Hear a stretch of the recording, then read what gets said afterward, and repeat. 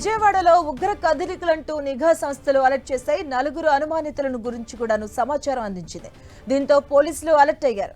ఉగ్ర కదలికలపై నిఘా పెట్టారు. విజయవాడలో నలుగురు, శివారు ప్రాంతాల్లో మరో 6 అనుమానితుల్ని పోలీసులు గుర్తించారు. వారి కదలికలపై నిఘా పెట్టారు పోలీసులు. ఇక వీరంతా ఏసీ మెకానిక్స్ గా మసీదుల దగ్గర భిక్షాటన చేస్తూ బడ్డీ కొట్లలో పనులు చేస్తూ ఉన్నారు. ఇప్పటి వరకు ఏ కార్యక్రమాలు చేయటం లేదని నిఘా కొనసాగిస్తున్నట్లుగా అధికారులు చెబుతున్నారు. గతంలో కూడా మావోయిస్టులకి షెల్టర్ జోన్ గా బెజవాడ నిలిచింది.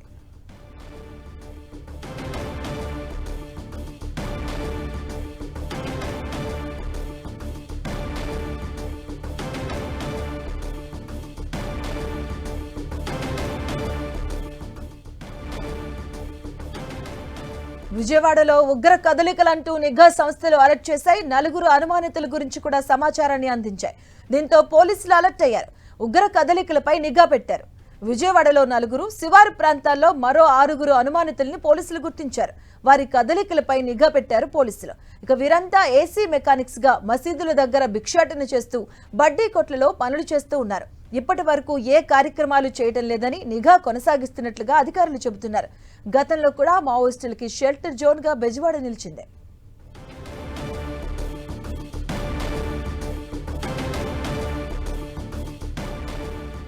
విజయవాడలో ఉగ్ర కదలికలంటూ నిఘా సంస్థలు అలర్ట్ చేశాయి. నలుగురు అనుమానితులను గురించి కూడా సమాచారాన్ని అందించాయి. దీంతో పోలీసులు అలర్ట్ అయ్యారు.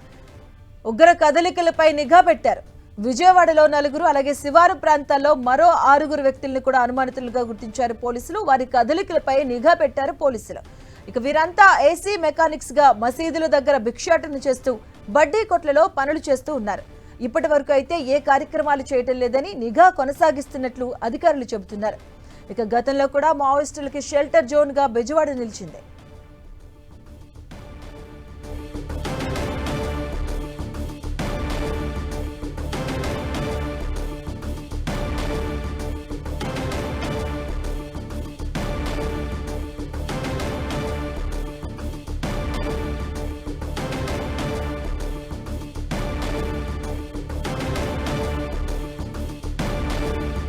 విజయవాడలో నలుగురు, అలాగే శివారు ప్రాంతంలో మరో 6 ఉగ్ర కదలికలకు విజయవాడలో పోలీసులు అలర్ట్ చేశారు.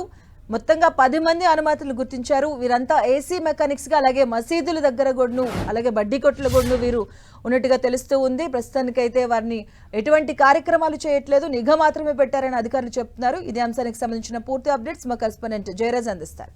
జయరాజ్, బెజవాడ ప్రాంతంలో ఉగ్రవాదుల కదలికలు ఉన్నట్లుగా పోలీసు వర్గాలు గుర్తించాయి. ఇప్పటి వరకు కూడా నలుగురు ఉగ్రవాదుల కదలికలు ఉన్నట్టుగా గుర్తించినటువంటి కేంద్ర నిఘా వర్గాలు ఇటీవల మరొక 6 ఉన్నట్లుగా గుర్తించి స్థానిక పోలీసులకు సమాచారం అందించినట్టుగా తెలుస్తా ఉంది. విజయవాడలో నిషేధితమైనటువంటి SIMI student Islamic movement of ఇండియాకి సంబంధించినటువంటి సానుభూతి పరుల కదలికలు ఉన్నాయనే సమాచారంతో పోలీసులు ఒక్కసారిగా అప్రమత్తమయ్యారు.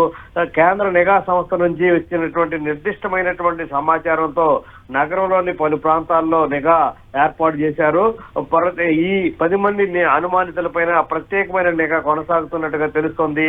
సుమారు 2 నెలల క్రితమే కేంద్ర నిఘా వర్గాలు 6 అనుమానితులు ఉన్నట్లుగా, సిమి సానుభూతి పరులు ఉన్నట్లుగా గుర్తించి విజయవాడ పోలీసులకి సమాచారం అందించినట్లుగా సమాచారం అందుతా ఉంది. ఈ సమాచారం అందుకున్నటువంటి బెజవాడ పోలీసులు, స్థానిక పోలీసులు అదేవిధంగా తమదైనటువంటి శైలిలో దర్యాప్తుని ముమ్మరం చేశారు.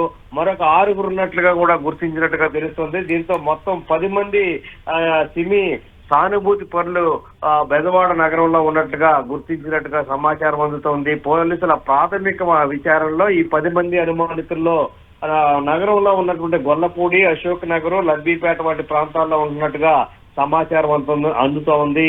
ఈ 10 మంది కూడా నగరంలో వేరు ప్రాంతాల్లో వివిధ పనులు చేసుకుంటూ జీవనం సాగిస్తున్నట్టుగా కేంద్ర నిఘా వర్గాలు గుర్తించాయి.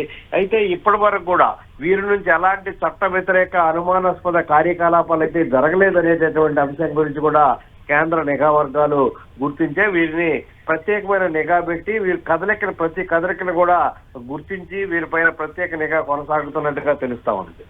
థాంక్యూ జయరాజ్.